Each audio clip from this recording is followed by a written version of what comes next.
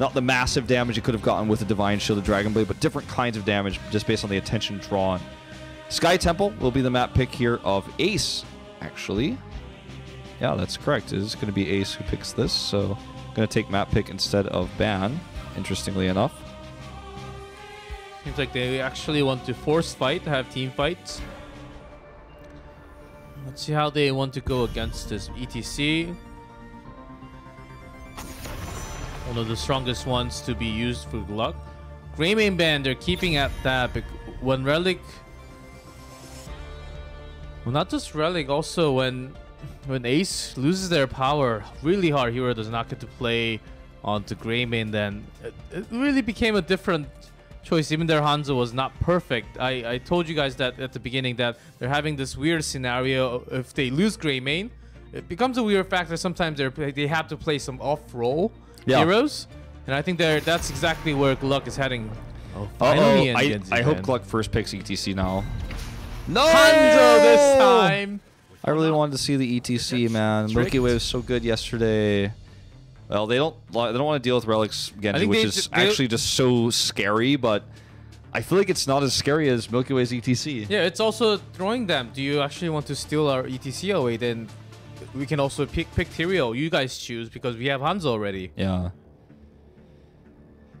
Yeah, I think this might have been a mistake for Ace, because they have the Hanzo. The Tyrael could be chosen defensively. If they don't take the ETC away, they take Tyrael. Sure, Tyrael's still fantastic for Ace, but then they get the GLuck gets the ETC that literally they defeated Miracle with yesterday.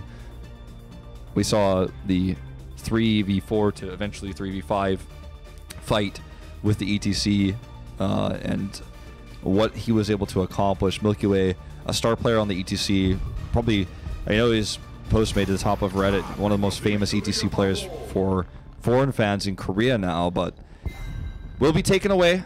So this is the natural way of things, but you know what I mean? It doesn't feel good, because now, like you were saying, Tyrael's there for the side of GLuck. And what will they pair the Tyrael with if they grab him, though, is the bigger question. Because Greymane, they bend him themselves in a way. Something else that you want to go in with, or else just build a super strong double tank in the front line and then have Hanzo and something else. I don't think... What about Malthael? Tyrael Malthael? Yeah, that's also good. That's also what they used before, at least once. Yeah, and this is the go-to solo laner for Ace, clearly. Minus the Illidan game. They have been picking it every time, so... I like that. You know, it works decently well with the Hanzo, but they're going to take Uther because of his flexibility, and it's also somewhat of a denial pick from the ETC. Doesn't pair well with Hanzo. We talk about this all the time. But the Leoric pick is a little bit puzzling. I'm not sure what the idea was that. This, for me, if I'm Ace here, I'm thinking probably a Jaina ban. You know, let's remove that. I think they are definitely thinking of a mage along with Hanzo. Like, it feels weird to show Leoric this early in the draft when it's not a must pick, because it kind of lets Ace know you're looking for a mage for your secondary DPS, and they can take the best one away with Jaina. Gonna take away the Anubarak. Interesting. Well, that means Jaina is open. The ban here is a little bit tough, because if you ban a DPS, then they take, you know, say the Jaina, they could theoretically take it. Then you're kind of limiting what your mages are that you have left. It's actually a really hard ban here. Maybe ban a strong solo laner that you don't want to deal with Leoric. Unless you're going to take Tyrael yourself. Go with the Mardale pick. I like that. This leaves lots of percent damage open, and Ace did play a few Taikas back in the open division. It actually carried their team through the open division sometimes back in the day. So they are actually pretty comfortable playing with Taikas. Will be a great threat to Leoric and whichever else tank they chooses in the front line. Even Nubarak's gone now. If they want to do something like a TC Para with Diablo, or even a standard Muradin, Tychus is a big threat. There's not a great hero left in this to camp either, unless they want to take like Illidan again, which wouldn't make sense.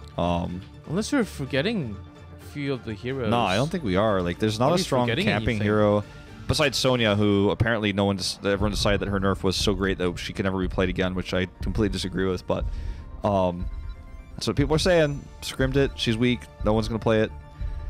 Sonya would be a good one to have, you know, camp control, and it'll be a strong solo laner against the Leoric. Gonna beat Dahaka for the global, which the Leoric can rotate between lanes decently, but not on this map. The lanes are just too far away. Mm-hmm. Tychus, you called it way earlier, even when we had the Malthael bound hovering. It's a very strong pick against the tanky top laner of the Leoric, and what's likely to be a Tyrael pick for Warrior. Even an Arthas really just doesn't make sense here. Johanna, I think, was your only other bet. Even Muradin doesn't seem strong in this case.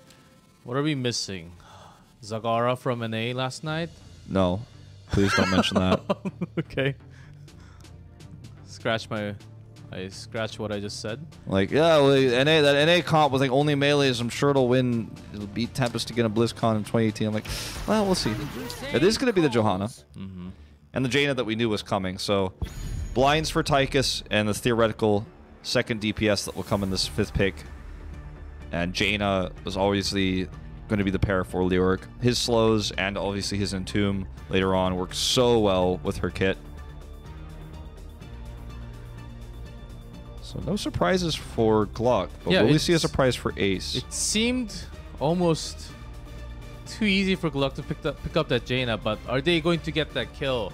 If Hanzo's skill shots missed like the last game, of course it was Ace playing that Hanzo last time, but it's really going to be very hard to pick up those kills. You can do all the damage, but there is some kind of sustain along with Stukov. Enough healing can actually provide protect the entire team. Well, Junkrat here adds a lot of extra CC to disrupt Jaina's positioning. But beyond that, he has long sustained damage. Tychus has a lot long sustained damage. They have Stukov with it, so it's a strong, solid pick for the support they have. And the, the tank of ETC, who's going to slow and hopefully disrupt some of these combos. But Leoric Jaina has an incredibly high win rate. I think she's 8-2 at the moment, if I'm not mistaken, after yesterday. Yes, I think you're right. And maybe higher. Could be higher, actually. I know she was 8-1. She lost a game. I don't know if she was played in any other games besides the one I'm thinking of at the moment. That was a notable Jaina loss. See how this one pans out. In terms of the solo lane matchup, Dahaka can get a lot of extra soak that Leoric cannot get. You can try to control the waves and then maybe invade the camp. Milky Way going to have to play a lot more passive on this Johanna and he's not really initiating hero pre-10 like Nubrok is, like ETC is. So I have big question marks as to how Milky Way's play style will fit this hero because it's kind of against his play style. Yep, and also Gamey has been known for his ETC play since the early 2016 Power League days. So I think that's a great steal away with even without the Tyrael. I think ETC having him himself, he can also play a decent ETC himself. So it's going to be a tough time for Johanna to go in and escape herself. Let's see if Milky Way it is his first time playing in. I don't remember him playing on Johanna at all. Yeah, not even in like open division. Yeah, not even in open division. Yes. She wasn't meta then, but still. Like when he played I think he played one season of Power League. It was also not meta, so it's like not really a pick that he may have ever played in an official match ever. Not in an official setting for tournaments. Okay, stun comes through here, but Relic's positioned really well. I actually have to give big shoutouts to every Jaina player that's played this week in terms of positioning. We saw a lot of picks on Jaina earlier in the tournament, despite her high win rate, but now everyone is understanding the punish play is trying to come through. Jaina's always basically standing right under cannon towers every time. When you don't have vision, you just gotta sit back. You want to drop that blizzard and clear the wave, but yes, you gotta just sit back and let it happen later. Take it slow, as you really want. You don't want to die even right before anything happens. That could be the beginning of snowball. And you should be making the snowball as the ice. That's right. Ice wizard. Hanzo, let's see. Their camp timing should be pretty fast with Hanzo pickup. Going for that redemption build. Yep, redemption versus the scatter arrow. KCB just going to start this camp, remove the spell armor there. You can see this traded camps in the bot lane. Slight advantage for Ace, but not a big deal overall. Camp timing faster for GLuck, but this is going to be a pretty even matchup. Interesting that Uther will rotate top. Not going to be able to get a pick onto Rush with this composition unless Jaina comes, which is going to take forever. They're rotating Leoric south. This is kind of funny, this lane swap. They're hoping to get a pick. They're trying to bait this, but that was way too early, that stun. Jaina's not here now. Going to try to win this trade. They're not going to get a pick, but they're going to clear the siege, or sorry, the night camp much faster. Maybe they were trying to push in at least a little bit, do some damage, so they can get an upper hand to the temple phase, but it's not going to happen. It was just traded well, half and half. Yeah, kind of shut down here by Ace. Had Jaina been up there faster instead of taking the slower path to the top lane, I think could have happened. But they end up actually not only not getting a pick, but also losing the night battle. Then losing the experience bottom. In fact, they're about like 10% ahead in experience at the moment.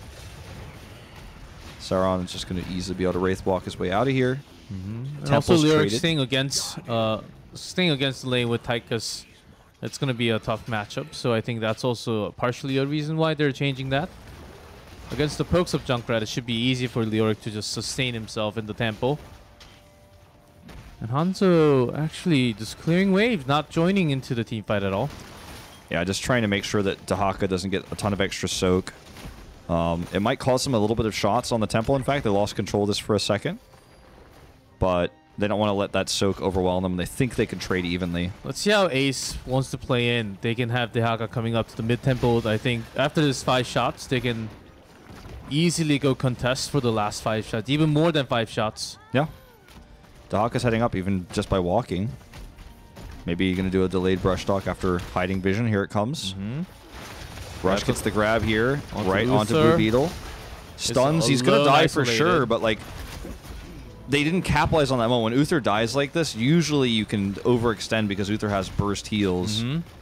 But that was a little bit sloppy there. It was pretty predictable too. Whenever Dahaka is missing on the map like that, you know he's either walking up or he's planning on doing a secret brush stalk. So pretty predictable move that GLuck just didn't see coming. And Ace is yet again going to dominate this early game. Even with Hanzo, they're losing the rotation because Ace, they pretty much know that Hanzo can clear camps and everything else so quickly. Ooh, look at that power slide. Yeah. Hanzo also did not go for the quick camp clear build. He's not building the scatter arrow at all, in fact.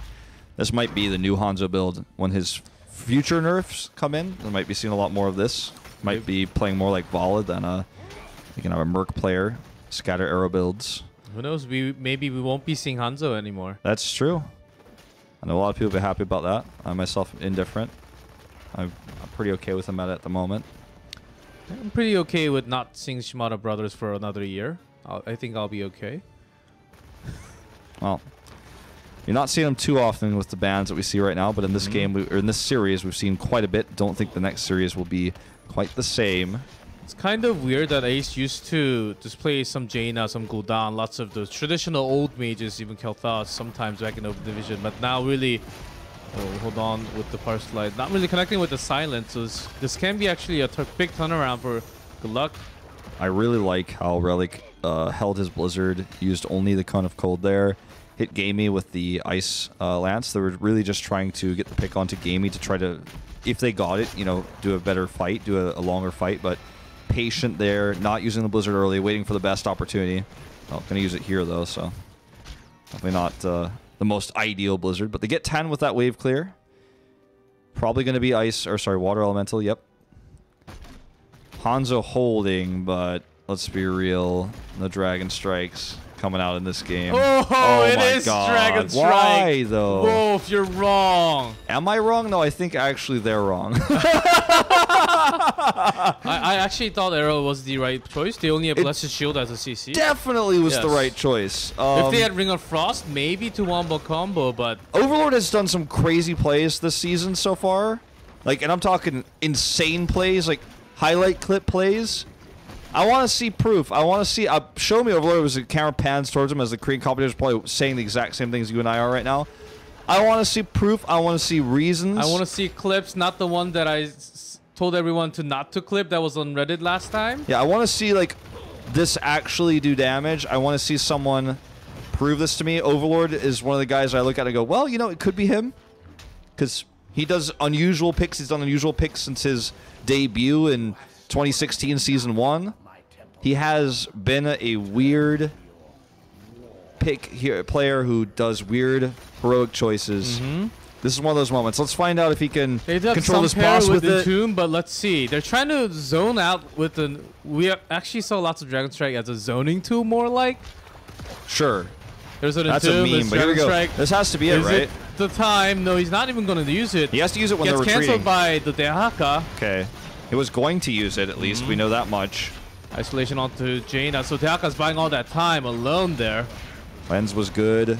Blue Beetle survives here, but imagine if they had a huge 5-man stun. Wouldn't that have been cool? Milky Way is going to die here to the Junkrat grenade. Sauron is going to go down here. That was just purely the super play coming out. And Dehaka's already out of the team fight, soaking EXP already. I get, you know what? Like, I don't like to use the T word, as people who've watched my broadcast a long time know, the tilted word, but I get a little bit frustrated, let's say, when I see these dragons, when I get these Dragon Strike picks coming through, and I still have, poor boss got harassed by the arrow.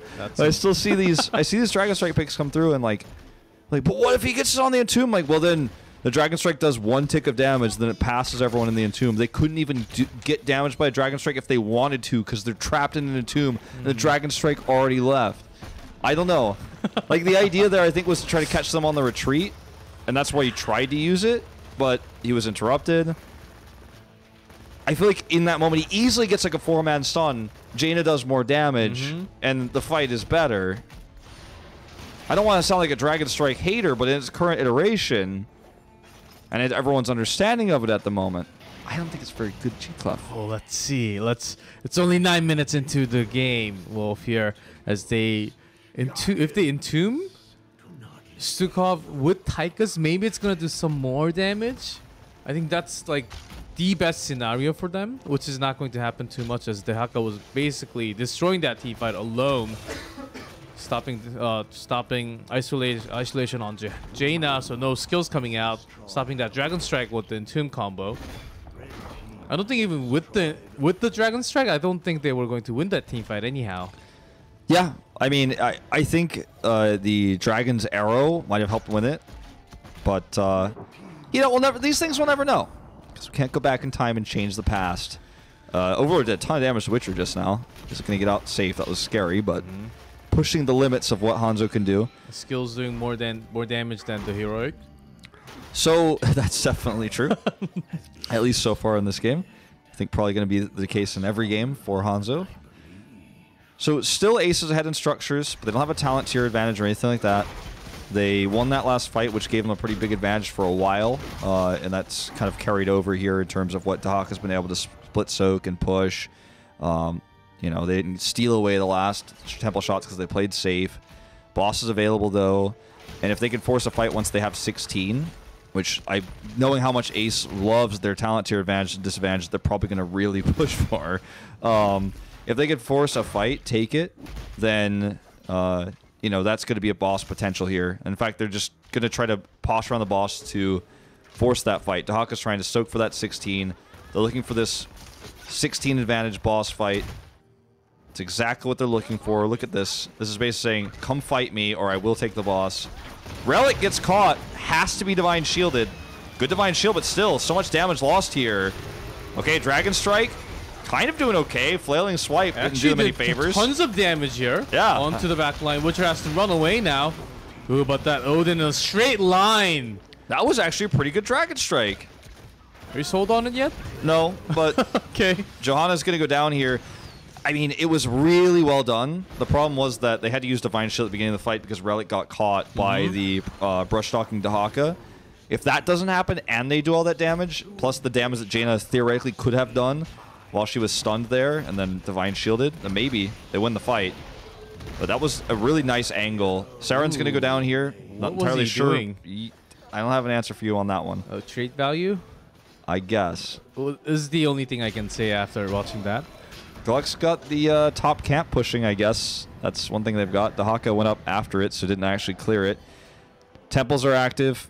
Could be a double temple here. Looks like it is going to be with the Haka going top. So double temples means that it's going to be very likely a dead keep for GLuck. Saren's trait value finally kicks in. He's going to respawn here. They're going to try to invade. Hero check the boss first as they move up. Okay, Blessed Shield. This is the engage looking for. Entomb is good. Where's the Dragon Strike? 20 seconds. Not available yet. Yeah, but still they're doing tons of damage. May not be enough to kill Junkrat. Well, Witcher survives here. Jaina was a little bit too far away. Maybe rather could have done the rest of the damage. That's exactly right. That's the idea. Still, that was a very good engage. Yeah, they're going to continue to be aggressive, it looks like, rotating down towards this camp. Not able to do it fast enough. It looks like it was never initially their, or never really their final plan, since Relic was using Blizzard on minion waves again. That's a really long cooldown. Whenever you see a Blizzard on minion wave, you know, like, okay, they definitely weren't planning on attacking, because he would have held that. Now Moshpit is back for Gamey. And they are... Ooh, look at that party bush. They're trying to raid onto it. It's really cool because they have control of this camp here. They have a camp pushing bottom, and they could set up a bush for boss with ETC there. They're going to rotate everyone up to secure this camp, though, since they know that GLuck is grouped as a 5-man, so too risky to try to split up. ETC could have died in that case. I thought for a second GLuck kind of knew where ETC was and thought there was a 5v4 situation. They were trying to capitalize on that and go in for the camp instead, but they decided not because they weren't too sure about it. Yeah. So they ended up wasting lots of rotation time in that case, but hold on as... Overlord took a lot of damage. He's going to Dragon Strike here. Let's just shield before the mosh pit happens. Interrupted that Dragon Strike as well by the Flailing Swipe, but Stukov is dead. Comes the Odin. Big stuns coming through from Milky Way. Divine Shield here onto Hanzo. Second Dragon Strike. Oh man, there's no way out for these players. Down goes Gamey. Rush in trouble here. GLuck turning this game around with a really nice hard engage here with the Blessed Shield. And even though the Flailing Swipe prevented the first Dragon Strike from coming off, that wasn't really the big story of this fight. It was the fact that Stukov was dead. It wasn't able to bio kill switch. This is going to be a boss now going over to GLuck, who've turned this game on its head. And every single time Blue Beetle, even though he goes into the mosh pit, ETC tries to catch him oftentimes, but he ends up using the Divine Shield before that happens all the time. It seemed like a panic R, but at least he gets to use it before, so sometimes Jaina, even Hanzo, can do all that damage in the meantime for the entire team fight. So Blue Beetle, as a support, I think he's one of the better ones that just came up to HGCKR. Yeah, he's doing quite well for himself. He's never... I think the thing about support heroics is it's better early than never. Yes, that is always never the case. Better late than never, but like better early than never. Sometimes an Ancestral goes off and it's like, oh, I could have waited one more second to get more value out of it. But as long as you hit it and it helps you win the fight, it's okay. And obviously maybe someone like Mary Day in the past or like Bakery, some of the legendary support players of Heroes of the Storm would always hit them perfectly. If you're not that legendary player, like if you Divine Shield and save somebody even though you could have timed it better, maybe it helps you win the fight. And he's never missed a Divine Shield. And some of his early ones have hurt them, but better early than never is the case in this. Yeah, except for the Divine Palm. Sure. Yeah, that's too early. That's the only exception there. Yeah, that is the only exception, of course. But what is Divine Palm? What hero is that? That's not a meta hero. That's not a meta heroic. We don't see that in Korea. I don't know what that is. Only is that that guy who punches a lot? Yeah, the baldy guy. Baldy guy. That's like Kaldor's cousin or something. I don't know. Hey. I think the thing is Kaldor actually shaves his head. I think Karazim just can't grow hair. I think that's the opposite, you know. Well, someone's very salty tonight. Well, I'm not salty. I'm just saying. I don't look as good with a shaved head as Kaldor. I mean, I don't think so. I've never tried it, but you know, Karazim, he's out of the meta, man. I don't know about that Divine Palm. I'm gonna stick with my better early than never statement about support heroics here. Okay, I'll follow that. Ace just hitting 20 now, locking it bolt ASAP. Yeah. And maybe coming from the side. Pretty early lock-in, but he just wants to be ready for it, I guess. And that's one of the things we always say, that you can always be holding until you actually need something. Yeah. So Observer highlighting this again. Buried alive as well. Silenced on it. The trap members is going to be huge because you can actually awakens. You can actually silence. You know, Dahaka, for example, he can't burrow, and then you blow him up, kill him with Jaina. There's a lot of things you could do with the silence on the Entomb. Sauron is going to have to be alive to make that Entomb happen, though. He's backing away now. Very careful play from GLuck here. Zerelix's like trying to blow the swap so he can get out and mount out. Not going to overextend, not going to push for the keep. They already have the bot keep, which is why Dahaka is going down there to push that lane out as much as possible. But Dahaka's going to have to come back up if they're going to commit to this. Dahaka looks like he's about to brush talk in. Holding it. He's hiding himself on the minimap right now. Stays in lane. The pressure because they have to keep down on the bottom lane. Game is going in. Does not get the camp. Okay, huge bolt here into the mosh. Jaina's so low into the mosh. Get enough damage and Jaina's dead already. Oh, Overlord drops out that Dragon Strike. Did virtually nothing in the fight. Milky Way is going to survive here with his Indestructible. Not sure why he just took his hands off the keyboard there for a second, but his Indestructible is now wasted and he's dead. That was a weird decision. Jaina going into the camp herself. Yeah, that was a little bit funky, but this actually is probably going to be game. Redemption going to revive Uther here, but what can he hope to accomplish? Unless Ace just really plays super passively. Can actually just continue to push forward, take both temples. Wow, they're playing so passive. I mean, sure, there's 3 alive for GLuck, but I think they could have pushed a keep, then backed off to the temples. They're going to take the safest possible play. Given that this is their best chance to win a series, probably an HGC for this split, and if they mess up the fight, mess up the keep attempt, then they lose the game. I guess this is reasonable.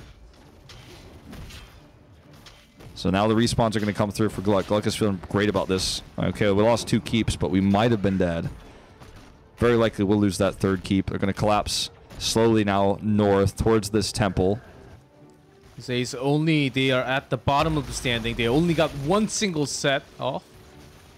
They already got 1 more. Might as well just get a few more and try to come back into the series and win against GLuck, so they don't stay in the bottom 2 at least. GLuck has to win a team fight, man. And you know, as you say, like winning here would help them boost out of the bottom 2, but Ace in good position to do so now. GLuck is going to have to win to prevent that 5th game. They're going to have to not only win a team fight, but get like a team wipe. They push for the core. They're looking forward that long time overall, just because all the lanes will be pushing. They're just going to try to force the fight at boss. Ooh, they have all their heroics. Redemption is on cooldown, so that's a huge factor. And they have Indestructible. no idea. They're coming in way too slow. Sauron is actually just kind of sacrificing himself for this boss. Boss is going to go to core. Sauron trying to get that trait value right now. They need to get out of here. They need to leave. Rush is looking for the grab here. Going ahead and using that isolation onto Uther. Does not have redemption. Has Rush overextended, though? That's the question here. He's vulnerable. Minus 20% armor here. If he goes down, it's a good trade. It is. Okay, Gamey trying to cut people off. Overlord does get the Divine Shield. Great Divine Shield again. Boss with 2 Merc caps. Pushing for the core. Going for the core right now. Needs to do something or Hearth back home right now. They can't Hearth. It's too late. It's too late. They can't Hearth home. GLuck is now pushing Odin's back there. Relic has still did the damage. All the damage himself. Milky Way is way too strong. Hanzo with that another Dragon Strike. This is a good Dragon Strike coming through because it just prevents going down. Tychus Look from at the shield going down. The number it's is game over, man. Boss plus double Siege Giants and 2 Catapult Minions. That's game. Core of GLuck going down 2, but much slower. And GLuck is going to take this series 3-1. Sauron, the MVP, not only does he bait Ace into a false sense of security that they're not going to, that of course GLuck is not doing boss. Once they realize boss is happening, prevents them from contesting. And then we saw the delays there. Rush coming through with the Dahaka, but in an odd position gets picked. And then from then on, the boss and everything else wins the game. Even if Ace had won that team fight, it would have taken them too long to do so. They lost the game anyways. And they couldn't Hearth. They needed to, as you said, but they couldn't because they were in a team fight and couldn't Hearth in that moment. So that was a great boss call. It was risky, but I think it might have been the only way GLuck won that game. And they did it. They executed it well. And they take the series. Ace was way too passive at the end. I know they were trying to be defensive and not to make mistake, but sometimes when you smell something, you really have to go in with your. If you're the back line, you have to go slow, of course. But if you have some CC, if you can protect your teammate and take some damage, and to Seron did the right job having that upgraded Entomb, really stalled all the time. Even had to use Milky Way used Blessed Shield, so the Gammy could not even bolt in near the boss zone. I mean, they did all the right work. Having Hanzo, of course, helped a lot taking that boss. Yeah, I feel like Ace just needs to work on their shot calling and need to be more decisive. Being afraid to fight. I was gonna say afraiding. They're afraiding a little bit. They're afraid to fight. New with, word. 3/4 of 15 for a 16 talent tier. You get one pick in the opening fight. You have 16 anyways. Or you have to make this fight happen because if you wait for 16, it's too late. You've already lost the game or you've already lost too many objectives. Thinking, okay, we have all the keeps. We've won this game. Let's be passive here is not correct in this case because the boss goes directly to the core. They didn't clear the catapults that were in the bot lane. They didn't clear the 2 siege giant camps that were in the bot lane either. They needed to be decisive. And I think in these moments, they hesitate. And that is when they get punished. Yep. That's the kind of shot call you need. And as a team, we saw that from the new teams like Blossom last year. They were super passive. They were waiting for the right moment. They were always trying to keep calm, try to really look for the late game. Back then also Nazebo was the meta too. So they were really trying to drag the game. But in this case, especially on this snowballing map, you can't really do that. You have to really either go in. It was going to be the last thing before the game ending anyhow. When you have all the 3 keeps now, maybe they were thinking, oh, we have an upper hand in the rotation. But that boss with all the cams, I mean, that damage was going down super quick. I mean, if they had won a team fight before the boss was taken or prevented the boss from being taken, then sure, they'll take some core damage to the push, the catapults and things like that, but they would have been able to defend. Then they would be able to use that catapult advantage. There were no other objectives on the map except the boss, and they were too hesitant to go in. We're sounding like a broken record. We're beating the dead horse that is Team Ace today, but they struggled to make those tough decisions. They will fall down in this series 1-3 to Team GLuck, who gets the back-to-back wins. Their win over Miracle yesterday and their win over Ace, pushing them in a more solidified position towards that number 5 spot that they want so badly. They are climbing up as they're dropping less sets. Of course, they dropped that first game. Their Milky Way's first, the Nubarag, was the worst out of the 3 that he played tonight. And I don't think he will be the MVP tonight. Maybe someone else. But from yesterday, we didn't get to hear from him at all. So I do kind of still want to hear from him as he was having a harder time with Nubarag tonight. Or who do you want? Do you want someone else as an MVP tonight? I feel like everyone wants to hear from Overlord again, but I am not really feeling it. I'd actually rather hear from Seron. I'd actually like to hear his thoughts on some of the shot calls they made and his decision to kind of suicide as the Orc there at the end. Seron's kind of my MVP because Milky Way, even though it'd be cool to hear from him, especially after his plays yesterday, which could still be brought up today, he didn't have the greatest game tonight. I feel like the player that has the greatest game, even if he's not maybe the most charismatic person to be interviewed, I think they always deserve it to me. And I think, to me, in terms of decision-making and probably drafting related as well, Seron is probably the guy today that won in this series. We'll see. It used to be Relic as a shot caller oftentimes, but they do talk among themselves and throughout the team, have the entire communication going through, starting from the draft into the game shot calling also. But this game did not work out for GLuck at all. It was a bit of a sloppy game for sure. They just didn't have the damage. Look at that slow-mo, but still. Yeah, the double stun coming through from Thrall's Wolves, or not stun, but root. It helped them out so much. We didn't see the end of that fight, but it was a strategic move that looked foolish to Ace. Ace believed they were actually doing the camp. Like, I'm going to get this easily. But that Immortal stun actually helped them too, somewhat. Yep. Sank here comes up. Was really well placed, but look at all the heals coming through from Stukov, man. Well, I guess we can't talk about the major points of some of these fights, but Seron going to come over here. It has this flank. Remember this fight? The Sank comes through. Look at the weight here onto the Riptire. There's a ton of damage there at the top of the fight. This is a messy fight, though. And it's, this is one of those fights where both teams are kind of making a few mistakes, but the last part of the fight is what changes everything. Like here, where Rush has no one to peel. Look at those skill shots, amazing. Like no one could peel Rush, and he's just fine. Milky Way's like, well, I'm out of here. And then we're going to watch the Sky Temple fights. The only one that really matters is the one at the end. I'm going to watch this one for some reason. Blessed Shield there, not the greatest. They didn't have enough time to do the very last one, I'm guessing. Yeah, we might Notice not. the positioning of Dehaka coming from the side. Great Divine Shield when Dehaka was about to drag onto Hanzo. Yeah.